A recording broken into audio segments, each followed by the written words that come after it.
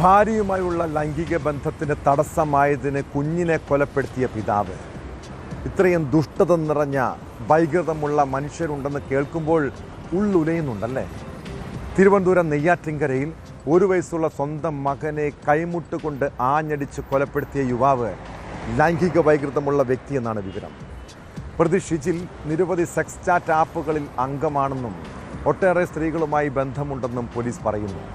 സംശയരോഗവും ലൈംഗികാസക്തിയുമാണ് പ്രതിയെ ക്രൂരകൃത്യത്തിന് പ്രേരിപ്പിച്ചതെന്നാണ് കണ്ടെത്തൽ.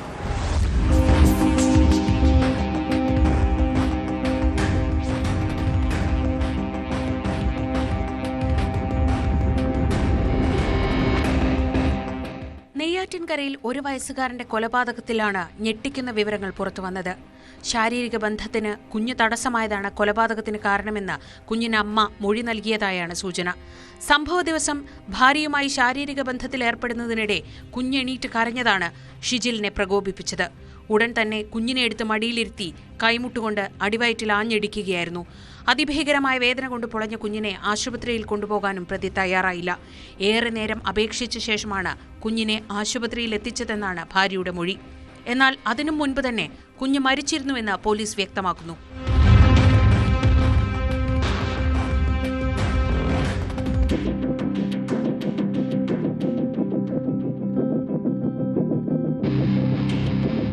ഷിജിൽ നിരവധി സെക്സ് ചാറ്റ് ആപ്പുകളിൽ അംഗമാണെന്നും ഒട്ടേറെ സ്ത്രീകളുമായി ഇയാൾക്ക് ബന്ധമുണ്ടെന്നും പോലീസ് സംശയിക്കുന്നു.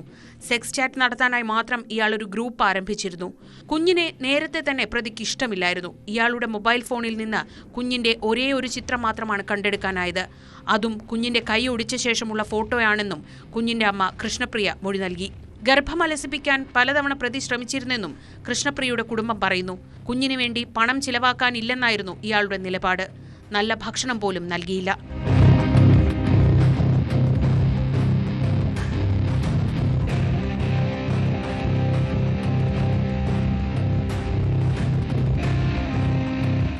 കുഞ്ഞിന്റെ പിതൃത്വത്തിൽ സംശയമുണ്ടായിരുന്ന ഷിജിൽ കുഞ്ഞിനെ ഇടയ്ക്കിടെ ഉപദ്രവിക്കാറുണ്ടായിരുന്നതായി റിമാൻഡ് റിപ്പോർട്ടിൽ പറയുന്നു.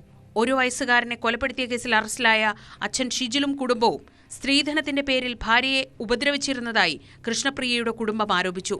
ഇഹാന്റെ കൊലപാതകത്തിൽ ഷിജിലിനെ നെയ്യാറ്റിൻകര കോടതി 14 ദിവസത്തേക്ക് റിമാൻഡ് ചെയ്തു.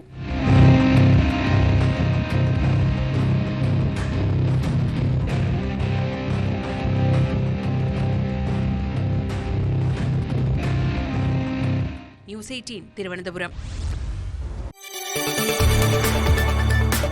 കൂടുതൽ വാർത്തകൾക്ക് news 18 Keralam YouTube channel subscribe ചെയ്യുക.